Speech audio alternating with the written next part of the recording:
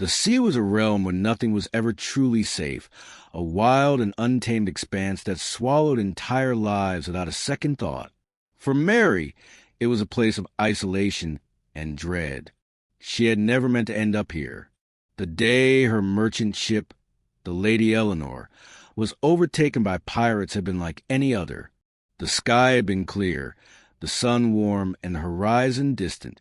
She had been below deck, sipping tea and reading a letter from her father in England. But when the pirates attacked, everything changed in an instant. There had been no time for escape, no chance to fight back. They came fast, their ship cutting through the waves with terrifying precision. The pirates were led by a man whose face was as hard as the iron on his belt. His name was Captain Thorn, known throughout the Caribbean for his ruthlessness and cunning. He had no regard for the lives of those who crossed him. His crew, a ragtag group of outcasts and criminals, obeyed his every order without question. They were merciless, tearing through the Lady Eleanor like wolves on a hunt. Mary had been dragged from the cargo hold by rough hands, her arms twisted behind her back. She had fought them, kicking and screaming, but they only laughed. There was no escape. The pirate ship, the Black Widow, was a beast in itself, a vessel built for terror.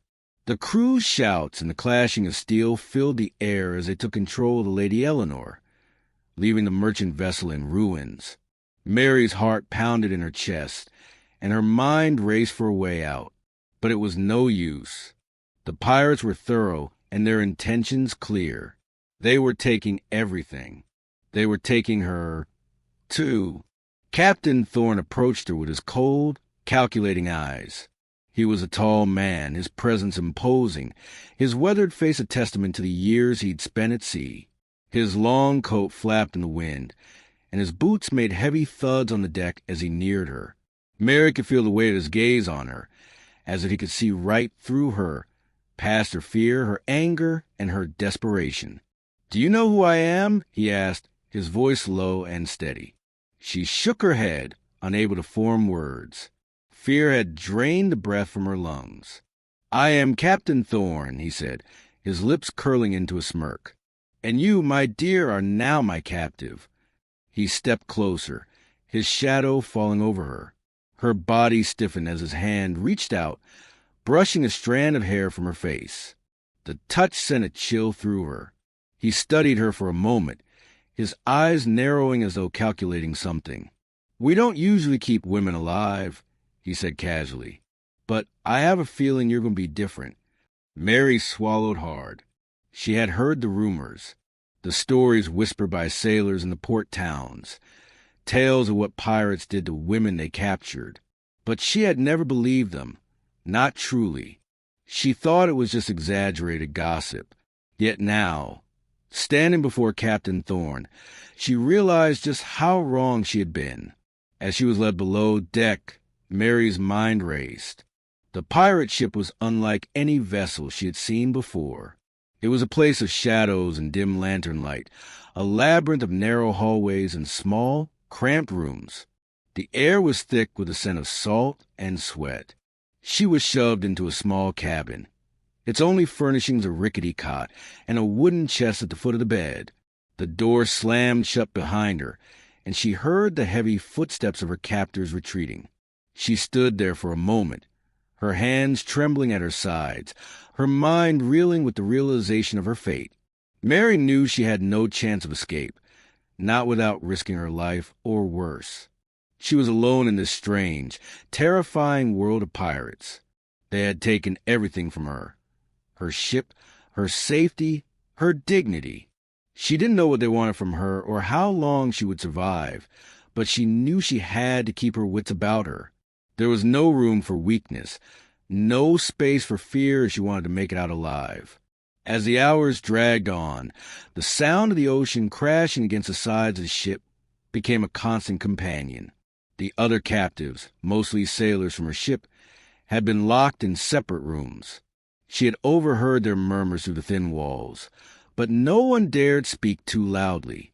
They were all waiting for whatever fate Captain Thorn had in store for them. Mary's thoughts drifted to her family, to her father in England. She had promised him she would return home after this journey, but now that seemed impossible. The world she had known, the world of comfort and security, was slipping away with each passing hour. But she couldn't give up. Not yet. She couldn't let the pirates win. Mary had always been strong, even in the most difficult of circumstances. She had learned how to navigate the treacherous waters of the shipping trade, how to deal with rowdy sailors and backstabbing merchants. She had always fought for survival. And now, as she sat on the edge of the cot, listening to the soft creaking of the ship and the distant voices of the pirates above deck, she made a silent vow to herself. She would not let them break her. She would not become just another nameless victim in their wake. But deep down, she knew the real challenge had just begun. The days blurred into one another aboard the Black Widow, each moment more suffocating than the last. Mary had lost track of time, her sense of reality twisted by the endless rocking of the ship, the constant noise of the pirates, and the oppressive weight of fear that hung in the air like a storm cloud. The crew went about their duties with mechanical precision. They were a grim collection of men, hardened by a life of violence and lawlessness. There were no questions asked. The only rule aboard the ship was survival. For the men, this meant a brutal existence, where stealing, killing, and betraying were part of the daily rhythm. For Mary, it was a life of unimaginable uncertainty, one that gnawed at her, hollowed out her spirit bit by bit. She had been kept locked in the small, dank cabin for most of the time, with only fleeting moments of contact with the outside world. Sometimes, food was shoved through the small gap beneath the door. Other times, a pirate would appear to check on her, leering at her, his eyes filled with crude interest. But no one spoke to her directly, at least not until Captain Thorne came. The first time he entered her cell, he didn't speak for several long moments. He just stood there, his presence looming in the dim light, his tall frame blocking the doorway. Mary had been sitting on the edge of the cot, her knees drawn to her chest, trying to look small, invisible, anything to make herself less of a target. "I trust you're comfortable?" he asked, his voice cold and amused, as though the question were a joke. She didn't answer, unwilling to give him the satisfaction of a response. He smirked at her silence. "I'll make this easy for you, Miss Mary," he continued, stepping further into the room, his boots thudding heavily against the wooden floor. "You can live. You can survive. But you must understand that your fate is tied to mine now. You're mine to do with as I please."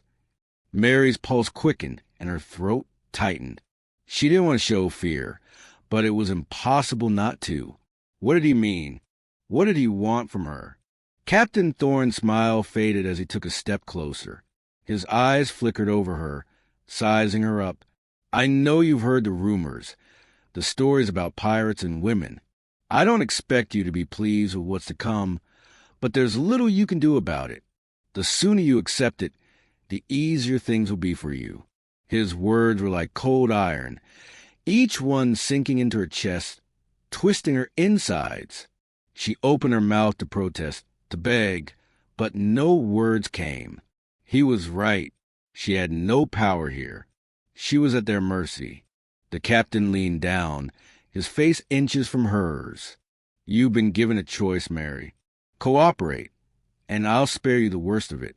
Resist, and you'll suffer. Your survival is in your hands." The silence that followed felt suffocating. Mary didn't know how to respond. She was trapped, but her mind wouldn't let go of the horror that Thorne had hinted at. What would he do? What did pirates really do to their captives? Before she could process her thoughts, Thorne straightened up, turning away. "Think on it. I'll be back." And then he was gone, leaving her in the gloom of her cell, heart pounding in her chest. She knew she was walking a razor's edge, but she also knew she had to fight. She had no idea how to begin, but somehow she had to find a way to escape this nightmare. That night, she lay awake on the cot, staring up at the ceiling as the ship creaked and groaned under the weight of the ocean. The moonlight streaming through the small, barred window illuminated the room in pale, ghostly light. The cold was biting, and her body trembled despite herself. She didn't know what would happen next, but she knew one thing. There was no going back. She had to survive. The next few days passed in a haze of dread and uncertainty. Mary spent most of her time pacing her small cell, trying to keep her mind sharp. Her thoughts returned to her father and the life she had left behind. She wondered if they would ever search for her, if anyone even knew she was alive. The pirates had taken everything. Her ship, her crew, her hope, and she was beginning to realize that there was no way to escape unless she took a chance. It wasn't until the 5th day that she finally saw another woman. A brief flash of movement outside her cell caught her attention. The woman, who was young and wild-eyed, had been dragged into the ship by a pair of rough sailors.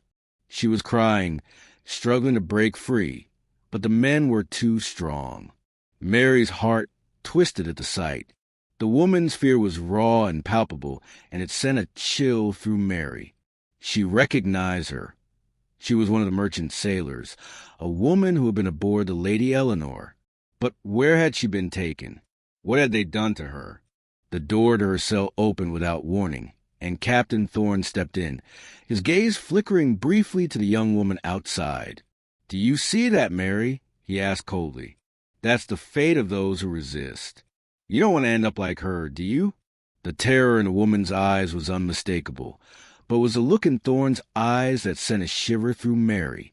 There was no humanity there, no kindness, just a cold, calculating gaze. The captain leaned in closer, his voice lowering to a whisper. "You're not like her, are you, Mary? I think we can come to an arrangement, something mutually beneficial. You and I." Mary's mind raced. She had no choice but to listen, to pretend to cooperate, to find some way to survive. But each word he spoke twisted her insides further. She had seen enough to know that there was a terrible price to pay. Thorne's lips curled into a smile. "I knew you'd understand." Mary expected the worst. For days, Captain Thorne's cryptic threats had coiled in her mind like serpents. She imagined horrors whispered about in dockside taverns, stories of brutality, degradation, and unspeakable intentions. Each creak of the hull, each heavy boot step outside her cell, made her brace for the moment everything would shatter. But when the moment finally came, it didn't take the shape she feared. It began just past dawn, when the door to her cell burst open and 2 pirates stepped inside. Their faces were sunburned and grim, their expressions unreadable. Wordlessly, they gestured for her to stand. Mary felt her legs tremble, but she forced herself upright.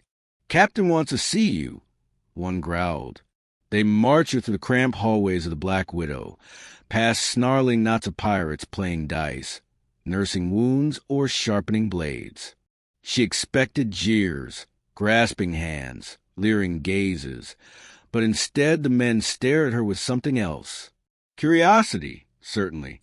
Appraisal, perhaps, but not the predatory hunger she had braced for. Her fear didn't ease, but it twisted into confusion. They led her not to the captain's cabin, but to the upper deck, where sunlight blinded her. The ocean stretched endlessly around them, the morning air cool and sharp. And waiting near the mast were a group of armed pirates, and a scene she did not expect at all. The young woman Mary had seen dragged aboard earlier stood there, alive, unbound, her clothes rumpled but intact. A man, one of Thorne's quartermasters, handed her a tin cup of water. She drank greedily, glancing nervously at the men around her, but Mary could see the faint spark of relief in her eyes. Before Mary could process the sight, Captain Thorne emerged from the quarterdeck. He wasn't smirking. He wasn't cruel. His expression was hard, certainly, but something like anger brewed underneath it, directed not at Mary, but at his own crew. "Bring her forward." Thorne said. Mary was shoved into the open space before him.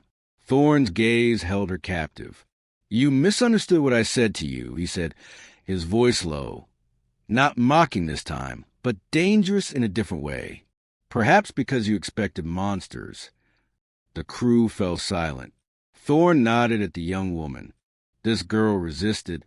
Thought we were going to do to her what landfolk claim pirates always do. My men grabbed her to stop her from injuring herself or them. He scanned the faces of his crew, his jaw tightening. And if any man aboard this ship had touched her without cause or consent, his voice dropped to a lethal whisper, I would nail him to the mast myself. A ripple of unease traveled through the crew. Mary stared at him, stunned. Thorne stepped toward her, eyes sharp. "We have a code here, a strict one. Women are not to be harmed, not to be used, traded, or tormented." He paused. "But fear makes captives imagine the worst." Her pulse hammered. "Then why threaten me?" A muscle in his jaw flexed. "Because fear keeps people alive. When captives think they are safe, they attempt escape. When they attempt escape, people die." Mary swallowed hard. That, at least, she could understand. Thorne turned away from her and addressed the crew. "Our newest captive will not be locked below deck anymore. She'll work. She'll stay where she can be seen. And she'll live because she follows the rules." A murmur rose among the pirates, agreement mixed with resentment, but none defied him. Mary felt the world tilt. Her assumptions, her dread, were unraveling, leaving something more complicated in their place. Thorne wasn't savior, but neither was he the monster she'd feared. He was something else entirely, a man shaped by the brutal mathematics of command, where discipline meant survival and rules meant order. He turned back to her. "You want to stay alive, Mary? Then earn it. You'll work under Mistress Rowe." Mary blinked. "Mistress?" The crowd parted, revealing a woman in her 40s, weathered by sun and salt, her gray-streaked hair tied with strips of canvas. She wore trousers, boots, and the expression of someone who had no patience for nonsense. "Come along," Mistress Rose said briskly, dismissing Mary with a glance. "I've no time for trembling. Work steadies the mind. Fear rots it." Mary hesitated, then followed as they descended to the middeck. Rose spoke without looking back. "Thorne's not lying. Pirates who harmed women were punished. Harshly. We rely on each other out here. You break the code, you break the ship." She spat to the side. But stories spread easier than truth. Mary felt heat rise in her cheeks, shame mixed with lingering fear. "I didn't know." "No one does," Roe muttered. "Now hurry." Mary spent the day hauling rope, scrubbing surfaces, distributing rations, and helping row men torn sails. The work was brutal, but honest. The pirates eyed her, some with curiosity, some with caution, but none with predatory intent. They watched the way sailors watch a storm, respectful, wary, uncertain. As hours passed, Mary felt her terror give way to something like fragile clarity. These men were criminals. Yes, dangerous, violent, but they were bound by a code Mary had never known existed. A code that protected her, not because they were good men, but because their own survival depended on order. Pirates didn't treat their female captives the way the stories claimed. The truth, as Mary was beginning to learn, was far more complex and far more shocking, because sometimes the real cruelty came not from violence, but from power, choices, and the price of surviving under a black flag. The days on the Black Widow passed in a rhythm that was both brutal and oddly calming. Mary, still uncertain of the true nature of her situation, had settled into a routine under Mistress Rowe's watchful eye. She hauled ropes, mended sails, scrubbed the deck, and did everything in her power to keep her mind occupied. Fear had given way to a strange acceptance, as though, In this world of blood and salt, survival was all that mattered. Yet, despite her growing sense of routine, something gnawed at her. She was still a captive. She could still feel the weight of her captivity, pressing down on her like a storm cloud that refused to break. The pirates, despite their code, were not kind. They weren't gentle. They didn't coddle their prisoners. Mary had witnessed the cruelty of the sea firsthand. Pirates didn't care about feelings. They cared about power and survival. The question of why Thorn had spared her, of why he had chosen to treat her differently, still haunted her. She had heard whispers among the crew, faint rumors that the captain had a strange affinity for certain kinds of captives, and that he valued cleverness and wit more than beauty or youth.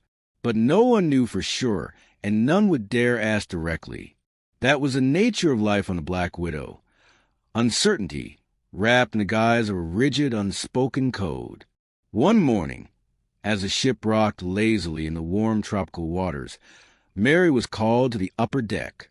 Thorn was standing at the bow, looking out over the horizon, his coat billowing in the wind. His crew was busy about their duties. But there was something in his stance that suggested this moment was different. The air felt heavy, like the calm before a storm. She approached him cautiously, her heart skipping a beat. "Mary," Thorn said, not turning to look at her, "I have a task for you." Her pulse quickened, but she nodded, steeling herself for whatever he might ask. "What is it?" Thorn turned to face her then, his eyes sharp and unreadable. "I've noticed something about you. You're not like the others. You don't scream. You don't beg. You observe. You think. And that is rare, even on this ship." His lips twitched, as if a smile wanted to form but didn't quite make it. "You've proven yourself useful. But now, it's time to prove yourself again." Mary swallowed, unsure what he meant. "What do you need me to do?" "Take a message to one of my allies," he said. "There's a ship on the horizon, the Sea Serpent. It's a slaver ship carrying valuable goods. A raid is already planned. I need you to deliver a note. We're meeting at nightfall. You'll be given a boat and a crew, and you will do this because it's a part of this life now. There's no going back." Mary's mind raced. She had heard of slavers, the dark underbelly of the Caribbean trade. But to be involved, to actively participate in such a raid, she hesitated. Thorn saw her reaction and stepped closer. "You may not like it. You may not even understand it. But this is survival. The code. You'll do what you must, or you'll be nothing more than a dead woman." She didn't speak for a moment, the weight of the decision pressing on her. She had never signed up for this, never imagined she would become part of such a brutal underworld. But as she looked at Thorn's face, she saw the steel in his eyes. He wasn't asking her to like it. He was telling her to survive. "I'll do it," she said, her voice steady despite the turmoil inside her. Thorn nodded, as if he'd expected nothing less. "Good. You'll meet the crew at the docks in 2 hours. Don't hesitate. Get the message across, and get back here. The raid will happen quickly, and we'll be gone before the authorities can intervene." Mary's mind whirled as she left the captain. What had she just agreed to? She was no pirate. She wasn't a killer, a thief, or a slave trader. She had been forced into this world, and now, it seemed, she was being asked to dive deeper into its darkness.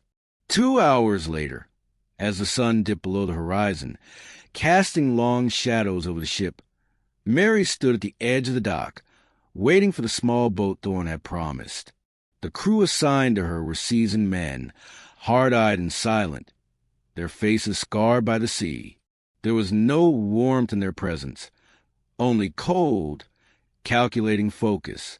As they rowed out to meet the Sea Serpent, Mary couldn't help but think of her father, of her life before all this madness. She thought of the safe streets of London, of the quiet comfort of her family home. She thought of the simple joys she had once known, now so far out of reach. She didn't belong here. She never had. The meeting with the slaver's ship was swift. Mary delivered the message without incident. No bloodshed, no violence. She returned to Black Widow just as night fell, the weight of the task settling heavily on her shoulders. But what had Thorne truly wanted from her? She had done what he asked, but what would the cost be? As she climbed back aboard the pirate ship, she found Thorne waiting for her. His expression was unreadable, but there was a flicker of approval in his eyes. "You did well," he said. "You've proven your worth." But in his gaze, she saw something else. Something colder. Something that reminded her of the ocean's vast, unforgiving expanse. Survival, it seemed, came at a terrible price. Mary realized that she would never truly be free. Not as long as she was aboard the Black Widow. Not as long as she was at the mercy of the pirate code. Her body was alive, but her soul was being swallowed by the sea. And the longer she stayed, the harder it would be to remember who she had been before.